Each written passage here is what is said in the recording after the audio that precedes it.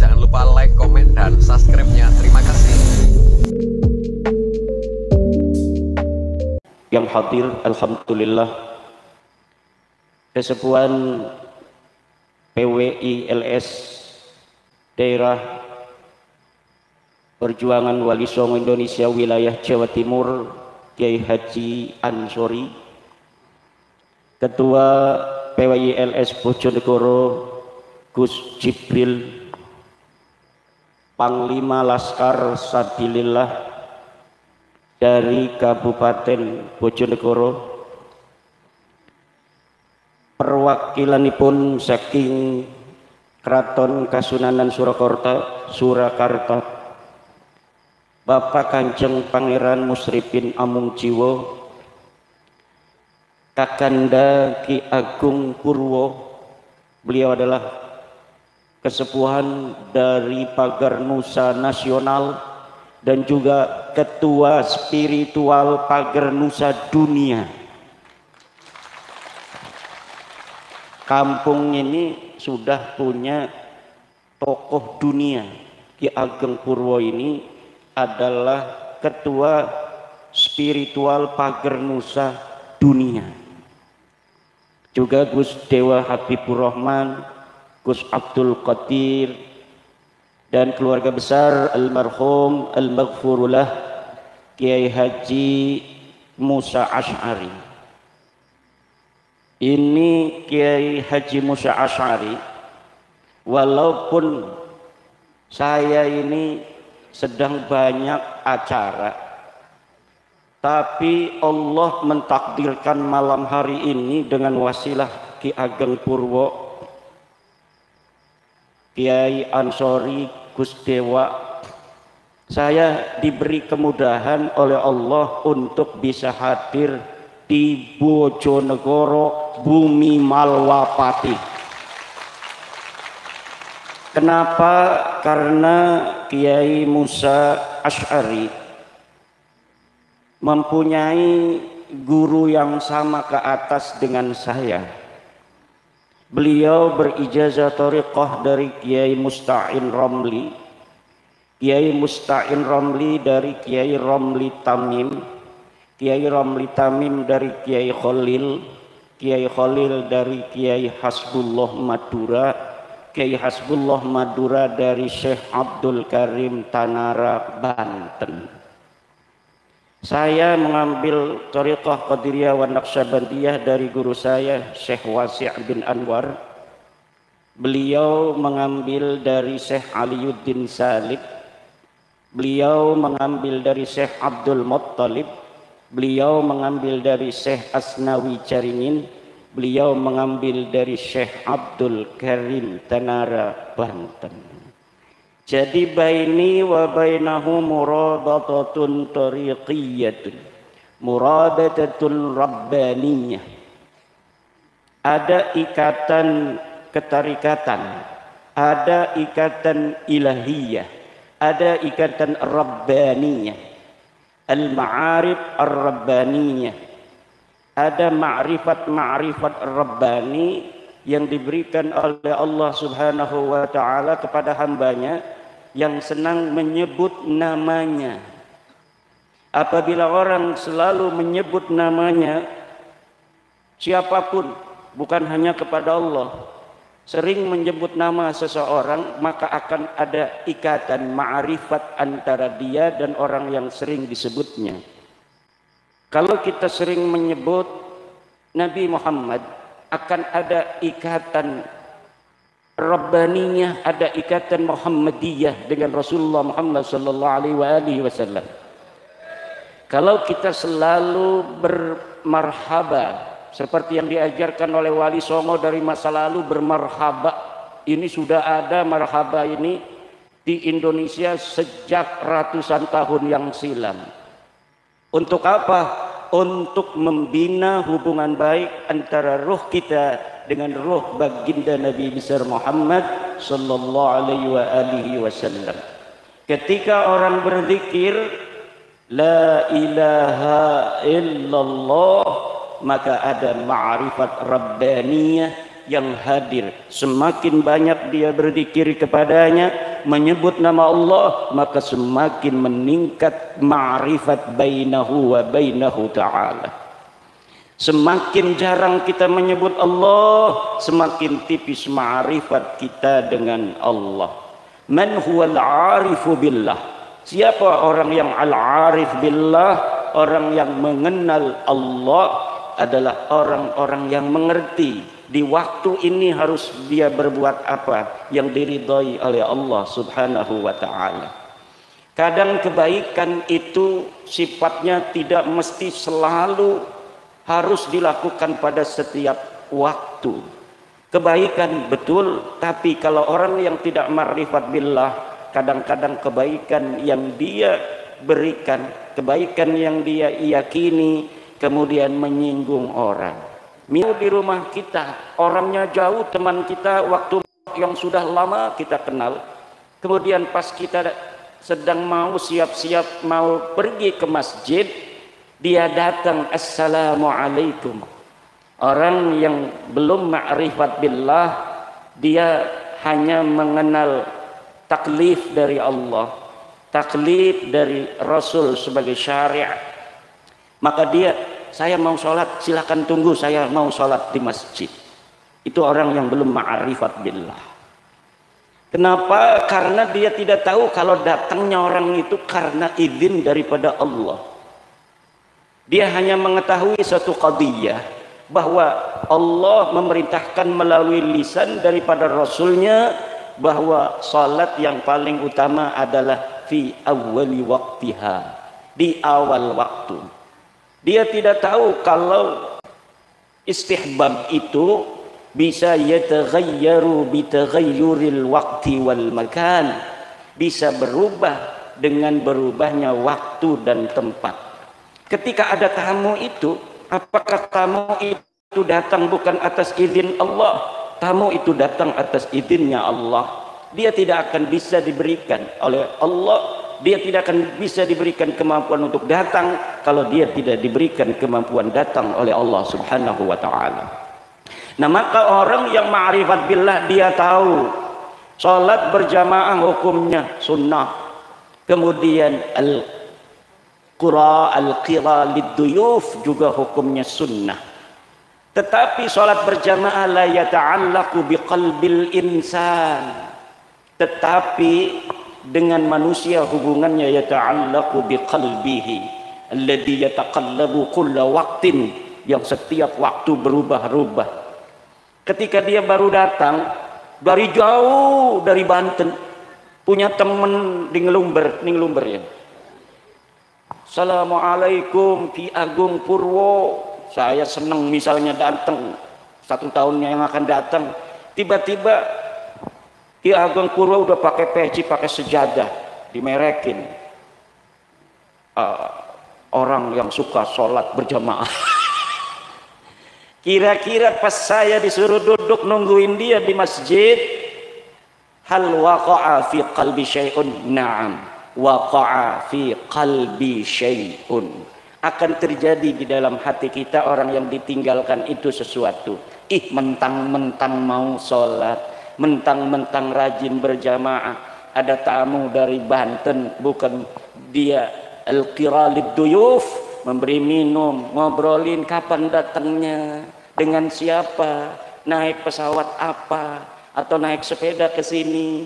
Baru setelah itu, setelah kangen daripada tamunya hilang itu, baru dia, ini mau udah sholat belum?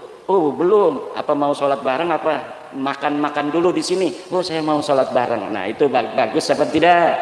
Bagus apa tidak? Itu adalah al-arif billah. Orang yang ma'rifat billah, dia tahu mana yang Allah suka pada saat itu. Kalau ibu lihat, bapak lihat, itu Bapak Teddy. Kenal Bapak Teddy? Ajudannya Bapak Presiden.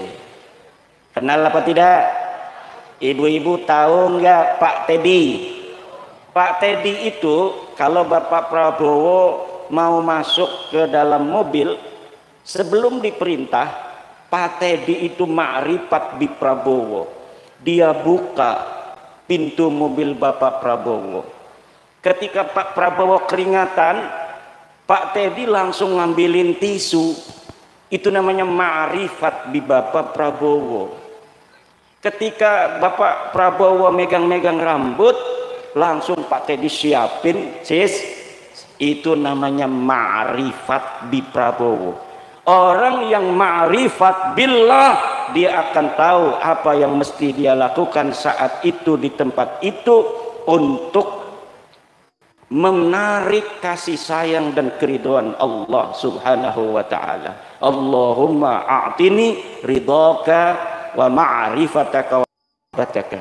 Allahumma a'tini ridhaka wa mahabbataka wa ma'rifataka. Amin. Allahumma. Dan insya Allah al-arif billah, Kiai Musa Asy'ari Allah tempatkan dalam cinta dan kasih sayangnya.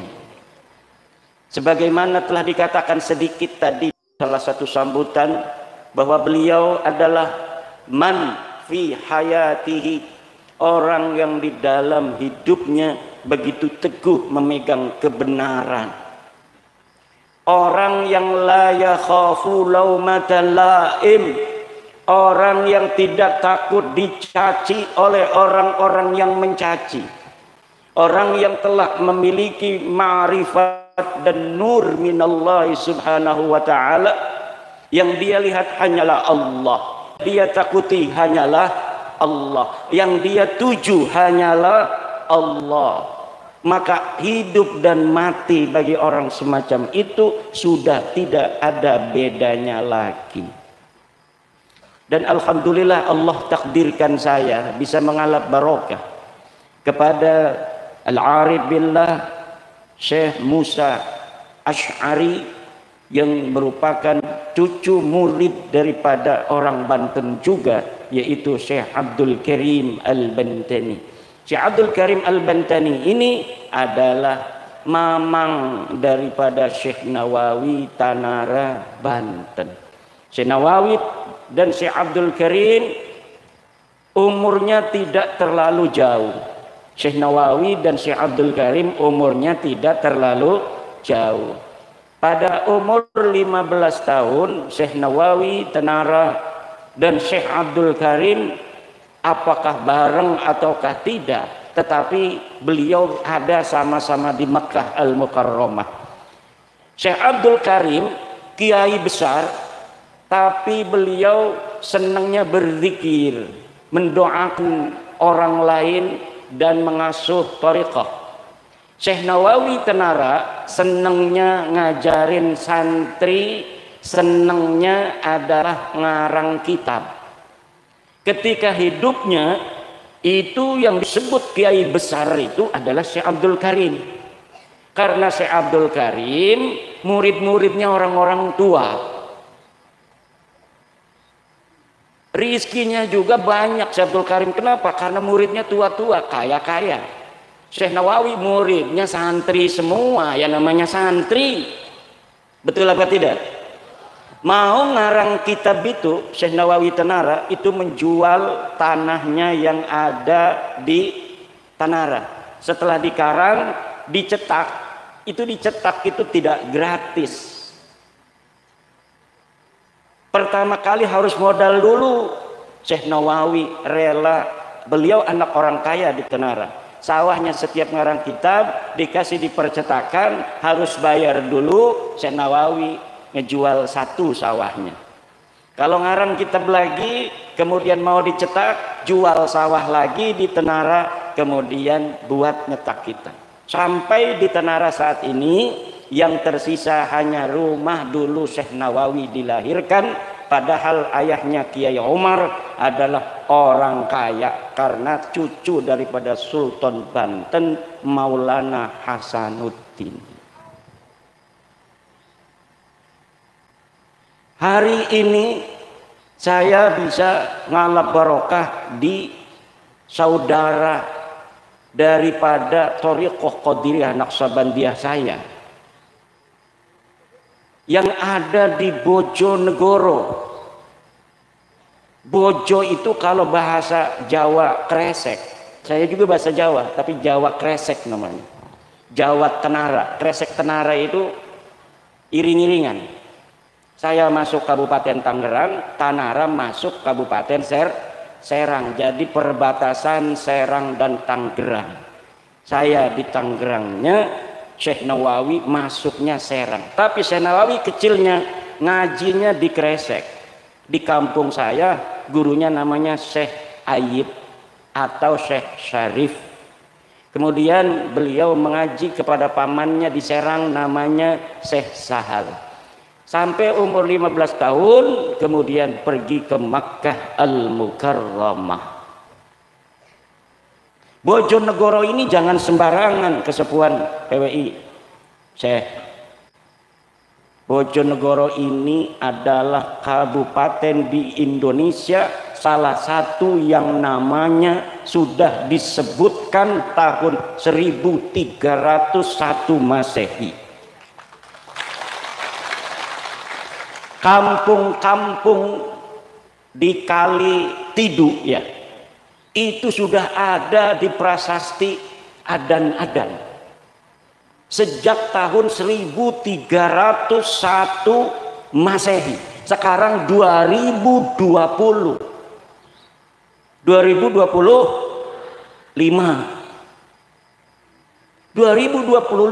tetapi kampung-kampung di Bojonegoro itu sudah dicatat pada zaman Majapahit tahun 1301.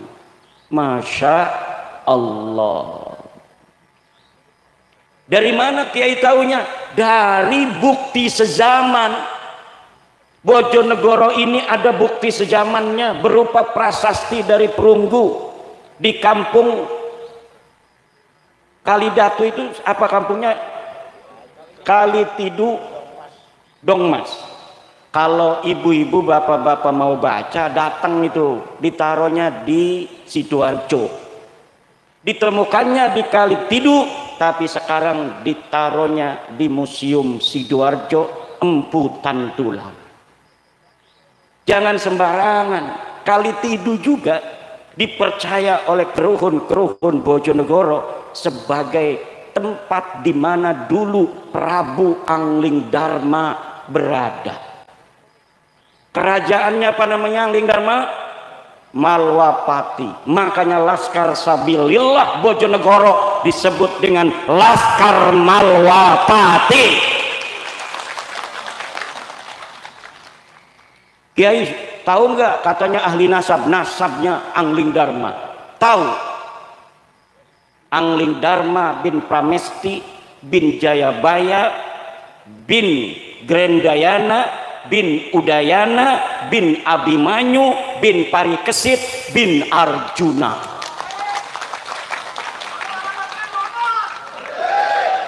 Kalau itu ada bukti sejamannya enggak? Belum. Kalau yang tadi mengenai Kalitidu, bahwa kampung-kampung di Bojonegoro ini sudah ada dicatat sejak 1301, itu ada bukti sezaman. Orang di masa lalu, sejarah di masa lalu wajib punya bukti sejaman untuk dikatakan bahwa orang itu benar ada di masa lalu. Untuk dikatakan bahwa nasab seseorang itu benar di masa lalu harus ada bukti sezaman. Bukti sezaman itu gimana contohnya Pak Kiai? Contohnya saya mendapatkan tongkat sakti naga Malwapati ini dari Ki Ageng Purwo dan Ki Amungjiwo pada tanggal 26 Mei 2025. Saya ikut Ki Ageng Purwo tadi salah. Kemudian setelah saya tua, umur saya 120 tahun, saya berikan ini pada anak saya. Wahai anakku, anak saya juga udah tua, dia udah 100 tahun mungkin kan. Sayanya udah 120 tahun. Ini Abah dulu dapatkan di Bojonegoro dari Ki Agung Purwo dan Kiai Amung Ciwo dari Keraton Kasunanan Surakarta. Karena anak sayanya juga ahli nasab, misal ahli sejarah, dia tanya, Abah ngomong begitu mana bukti sejaman kalau itu diberikan oleh Ki Ageng Purwo? Kebetulan fotonya ada. Saya itu rajin mendokumentasikan semuanya. Perjalanan saya dari mulai isu nasab, polemik nasab, bahwa Baklawi bukan turunan Nabi, semua saya catat. Ada fotonya semua. Kapan saya taruh itu tulisan saya, tanggal berapa, tulisannya bagaimana, saya catat semuanya. Kemana saja saya pernah berjalan di dalam rangka memberi pencerahan terhadap umat, kemudian saya ketemu siapa saja, saya catat. Untuk apa? Bukti sezaman untuk orang-orang setelah saya 100-200 tahun lagi, bahwa dulu merungkapkan Baklawi ini perlu kerja keras, perlu berjalan, perlu silaturahmi, perlu keberanian, siap dicaci dan siap berkorban. Catat semua. Kemudian anak saya itu kembali lagi pada ini tongkat Malwapati nih. Mana bah fotonya? Ada fotonya itu di buku Kronik Perjalanan Ilmiah Imaduddin Usman jilid kedua, misal. Karena jilid pertama sudah saya rilis 700 halaman sampai Desember 2024. Dari mulai 1 Januari 2025 belum. Nanti akan masuk lagi ini apa namanya tongkat Ki Ageng Purwo Malwapati ini pada buku Perjalanan Ilmiah Imaduddin Usman yang 2025. Allah. Ini kayak Kiai Ansori, wajahnya sudah masuk buku. Dan Bapak Ibu yang mau lihat bukunya Kronik Perjalanan Ilmiah bisa di-download di internet gratis, tinggal download kemudian di print out sendiri kalau nggak mau beli. Kalau mau beli ya bisa, tinggal cari di Shopee, di apalagi Lazada, Bukalapak udah nggak ada, Bukalapak udah bangkrut. Nah itu tinggal klik berapa puluh ribu, oke, kemudian dikirim ke rumah ibu-ibu. Masya Allah. Nah, itu bukti sejaman. Bojonegoro punya bukti sejaman, Prabu Siliwangi punya bukti sejaman, karena ada batu tulis yang menyebut nama Raja Pajajaran terakhir. Namanya prasasti batu tulis. Kalingga di Batang Pekalongan ada prasastinya yang menyebut namanya. Keraton Surakarta, Keraton Kasunanan, Keraton Yogyakarta, nggak ada bukti sejaman pun masih wujud peninggalan arkeologisnya, budayanya, dan orang-orangnya masih bisa kita lihat. Apalagi semua apa yang ada di Keraton Jogja, Kasunanan, Pakualaman, Surakarta, Hadiningrat, semuanya dicatat semua. Nasab yang mau masuk nyangkok ke Yogyakarta ndak bisa karena ada kekancingannya. Begitu juga ada Baklawi mau masuk menjadi cucu daripada Hamengkubuwono II, ndak bisa. Ada yang ngaku Baklawi cucunya Hamengkubuwono, katanya punya istri anaknya Hamengkubuwono, punya mertua Hamengkubuwono dan lain sebagainya. Kemudian kuburannya, kuburan Panglima Perang daripada Yogyakarta, dirubah namanya jadi Baklawi. Kanjeng Raden Tumenggung Sumodiningrat, adanya di Bantul Pleret. Dia pahlawan karena dia perang dengan Inggris, lalu Inggris kalah, tetapi beliau meninggal dunia di masjid, dipenggal lehernya sebagai seorang kesatria tahun 1811. Namun hari ini orang Jawa asli itu makamnya jadi bin Yahya. Bu, Kira-kira dolim gak tuh orang yang ganti-ganti tuh? Bu, dolim gak? Jawab. Jahat apa tidak? Jahat apa tidak? Kalau jahat, kenapa nggak didiamkan? Dulu nggak ada yang berani. Bahkan yang bangun aja itu Pemkot, pemerintah kota Semarang yang ikut membiayai. Bahkan yang sekarang pengurus PWI, banyak yang dulunya ikut-ikut bikin makam-makam palsu. Mana tuh kemarin tuh? Kiai saya Kibin Tobat ya. Dulu saya yang nancepin itu, salah satu makam misalnya saya yang nancepin. Duraka kalau enggak masuk PWI itu. Kalau masuk PWI, duraka-duraka masa lalunya itu diobati oleh pahala-pahala memperjuangkan untuk saudaranya terbebas dari penjajahan spiritual dan perbudakan. Bu, orang ngaku nabi zaman dulu banyak, pemalsu nabi. Musailamah Al-Kadzab ngaku nabi palsu. Pengaku cucu palsu sampai 200 tahun itu di Mesir. Ada orang namanya Maimun Al-Qaddah, dia ngaku cucu nabi, kemudian diberantas setelah 200 tahun. Dia jadi raja ngaku sebagai cucu nabi itu karena orang jadi segan. Tetapi kelakuannya nggak benar keluarga besar dia dan keturunannya. Ada yang minum-minuman, ada yang memperkosa, ada yang sodomi. Kemudian Allah utus di zaman itu seorang yang bernama Salahuddin Al-Ayyubi. Hari ini di Indonesia setelah datang kaum Ba'alwi mengaku sebagai cucu Nabi tahun 1850-an sampai 1943. Banyak orang percaya. Terutama orang NU, Muhammadiyah tidak percaya, Al-Irsyad tidak percaya, Persis tidak percaya, Syarikat Islam tidak percaya, NU percaya. Kenapa NU percaya? Karena di NU memang zaman dulunya kiai-kiainya turunan Nabi semua, turunan wali turunan Nabi. Jadi ketika ada orang ngaku dianggap saudaranya, oh berarti saudara saya ini. Kemudian ternyata lama-lama ngalahin.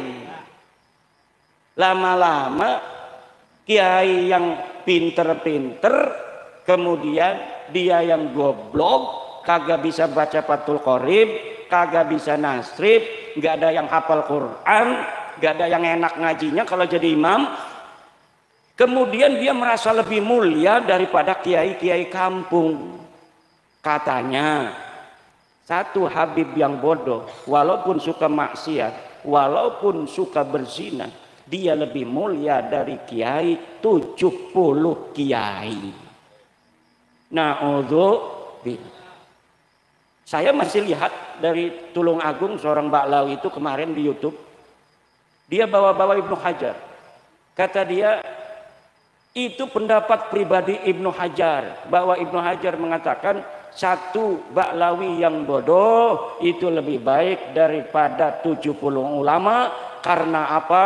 Karena kemuliaan Ba'lawi adalah zatnya, sedangkan kemuliaan ulama adalah aradnya, sifatnya. Zat dan sifat lebih mulia mana? Lebih mulia zat, betul. Zat dan sifat lebih mulia zat. Karena zat la yataghayyar wala yartafi'u an syai'in. Zat mah kalau zatnya hilang ya syai'unnya itu tidak ada. Tetapi kalau arad, syai'un itu zat, aradnya sifatnya hilang, syai'unnya masih ada.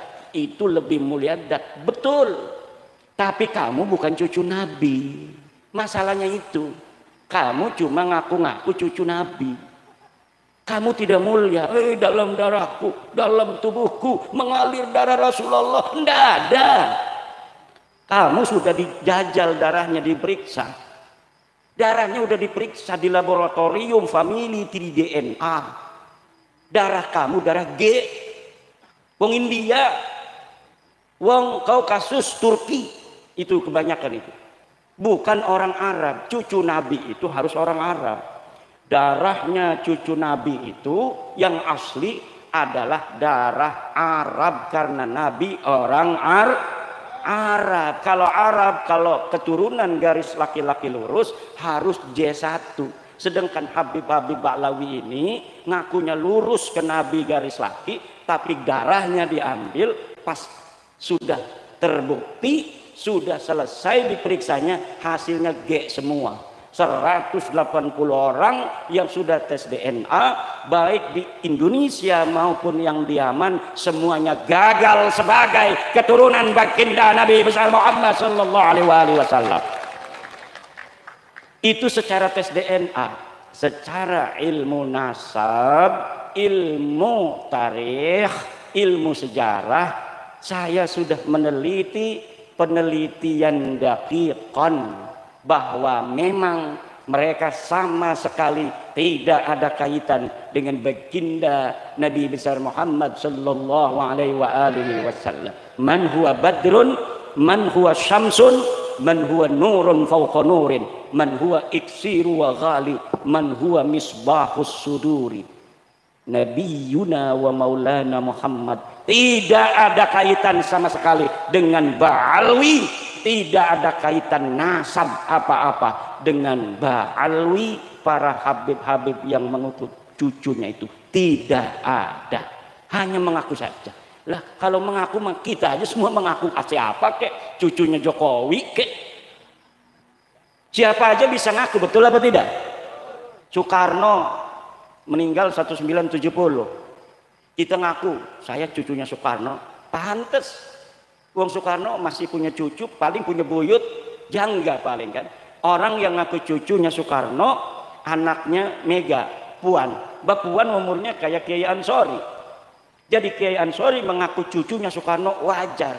Dari anak siapa Kiai Ansori? Dari ibu yang tidak diketahui. Ya. Itu bapak-bapak ibu-ibu. Kenapa dulu katanya kan banyak yang ngomong Kiai-Kiai Kibin tuh yang Kiai-Kiai Kibin. Kiai mah dulu Syekh Hasyim Asy'ari meneng-meneng baik. Kiai Hasyim Asy'ari enggak ngomong Ba'lawi batal. Kalau pengakuan itu la yata'allaqu bimanfaatin, itu enggak ada masalah, enggak ada soal. Karena dulu mungkin Ba'alwi yang ditemui Mbah Hasyim itu masih malu-malu. Enggak ada yang dawir-dawir minta-minta duit, minta-minta kambing. Kalau lagi haulan dia pengen dikirim kambing 1 truk. Betul apa tidak? Tadi tuh saya sebelum datang ke sini ada mantan Kibin ngomong, kan biasanya kalau haulan itu di sana itu bawanya dari sini 1 truk kambing, dapat nyari-nyari katanya. Panitianya dia dibawa ke sana tuh. Itu mantan Kibin tuh. Kadang-kadang untuk masjid sendiri masih susah, betul? Kadang-kadang kiai kita yang sejak kita dalam kandungan sudah mendoakan kita, ketika kita 4 bulan kita panggil kiai, doain kiai. Betul apa tidak? Di sini ada enggak 4 bulanan? 4 bulanan hamil istri kita panggil kiai, suruh ngedoain anak kita yang ada dalam perut. Kemudian ketika 7 bulan kita manggil kiai lagi, suruh ngedoa lagi, diamplopin paling 5.000 10.000. Kemudian ketika lahir manggil lagi kiai lagi, namanya nyuguh tamu. Nah, doa lagi. Nanti dapat 7 hari manggil lagi, suruh nyukur rambut. Doa lagi kiai itu. Kemudian sunatan, manggil kiai lagi. Pas besar dia dikasih rizki sama Allah, duitnya miliaran, ngasih alpatnya ke Habib. Kibin, otaknya ngendi sih aku Kibin? Kibin, otak taruh di mana? Terus yang ngajarin kita sholat, yang ngajarin kita wudhu, kiai kampung di musola-musola kecil, di masjid-masjid. Kadang dia yang ngajar, kadang dia yang bawa kue, dia yang bikin kopi kiainya tuh. Tapi Masya Allah sesudah kenal lama Habib, dia lupain guru orang-orang yang telah berjasa dalam hidupnya sejak dalam kandungan. Kadang-kadang dia yang ngomong, ini malam ini ada hallnya Habib, pengajian libur, nggak boleh kalau ada Habib lagi di hall ada pengajian, itu namanya matane picak. Betul apa tidak? Ada nggak orang ngomong begitu? Pangkat dia itu apa ngomong begitu? Pangkat dia apa? Kiai? Bukan. Bisa ngaji Fathul Qorib? Enggak. Suruh nasrif fa'ala fa'ala fa'alu fa'alat fa'alata fa'alna, enggak bakal bisa. Suruh ngelal qala ashu qawala ala wazni fa'ala, enggak bakal mampu. Suruh menghafal al-qawaid al-fiqhiyah, enggak bakal bisa. Lalu pangkatnya apa? Itu orang dia mau di hall buyutnya dia, kita mau ngaji, tidak boleh pengajian, bahkan jamaahnya suruh hadir ke sana, katanya barokah. Barokah naon ngajin teu apa teu? Barokah apa dapatnya di sananya, dikasih perukunan sholat? Enggak. Kadang-kadang enggak sholat. Betul apa tidak? Kadang-kadang kumpul sholat maka agak, jangan betul-betul tuh dekat keraton masih ada. Bahkan kota kita banyak yang dipakai-pakai. Allah, Allah, haul Gresik, haul Solo, haul Malang. Lah emang pangkatnya apa dia? Coba yang di haul itu lihat sejarahnya waktu hidupnya. Ada nggak di kitab-kitab Mbah Hasim yang semasa dengan dia disebutkan? Nggak ada. Banyaknya orang-orang Baklawi itu yang dianggap hebat-hebat setelah matinya. Udah 20 tahun mati baru dicatat itu. Kehebatannya semuanya nggak ada bisa dibuktikan oleh orang yang sezaman. Hafal hadis katanya 1 juta hadis, mana buktinya? Nggak ada, orangnya udah mati. Mungkin ada nggak kalau dia pakar hadis? Kitabnya mungkin, sanadnya dari siapa? Pernah nggak dia ketemu dengan musnidud dunya? Dari siapa saja dia mendapatkan riwayat hadis? Gurunya berapa ratus, orang pakar hadis ya gurunya harus ratusan. Nggak ada, hanya di tulisan-tulisan sekarang di internet ditinggi-tinggikan, pada masa hidupnya bukan siapa-siapa. Makanya saya katakan satu Syekh Nawawi Tenara lebih mulia dari seluruh Ba'lawi yang hidup maupun yang sudah mati. Satu kiai Indonesia Syekh Nawawi Tenara lebih mulia dari seluruh habib di dunia, baik yang masih hidup maupun yang sudah wafat. Dengan Syekh Mahfud Turmusi pun saya berani katakan bahwa Syekh Mahfud Turmusi lebih utama dan lebih mulia di sisi Allah dari Ba'lawi, seluruh Ba'lawi yang ada di dunia, baik yang hidup maupun yang meninggal dunia. Bahkan peci hitamnya Syekh Nawawi itu lebih mulia dari seluruh sorban-sorban ban pespanya Ba'lawi, baik yang masih hidup maupun yang sudah meninggal dunia. Sarungnya Syekh Nawawi Tenara, sarung yang murah itu yang ngelinting, lebih mulia dan lebih utama dari seluruh jubah sorban-sorbannya dan lapisan-lapisannya dari para kabid Ba'lawi itu. Saya berani kalau misalnya ada malaikat yang suka tugasnya itu menghitung, hisab, ayo dihisab. Dia suka membanding-bandingkan, makanya saya banding-bandingkan sekarang. Mereka itu sukanya membanding-bandingkan. Sayyidina Syekh Abdul Qadir Jilani dibandingin dengan Abdul Al-Haddad, dengan Faqih Muqaddam. Katanya Faqih Muqaddam lebih hebat daripada Syekh Abdul Qadir Al-Jilani. Kalau Syekh Abdul Qadir Al-Jilani dia terkenal di dunia, maka Faqih Muqaddam nanti dia akan lebih tinggi derajatnya di akhirat daripada Syekh Abdul Qadir Jilani. Dari mana dia tahu? Syekh Abdul Qadir Jilani katanya pangkatnya kalah nanti di akhiratnya oleh Faqih Muqaddam. Siapa Faqih Muqaddam? Apakah orang, apakah bukan? Faqih Muqaddam katanya imam, saya teliti di kitab-kitab, katanya dia wafat 653 Hijriah. Kitab-kitab sudah banyak ditulis di Yaman, yang nyebutin nama ulama-ulama Yaman, ulama-ulama Tarim disebutin. Saya cari nama Faqih Muqaddam Muhammad bin Ali itu, tidak ada sama sekali. Pada tahun 653 orang bernama Faqih Muqaddam. Tapi kibin-kibin kan hadaratnya, la hadrati Sayyidina wa Maulana Faqih Muqaddam, ya Faqih Muqaddam.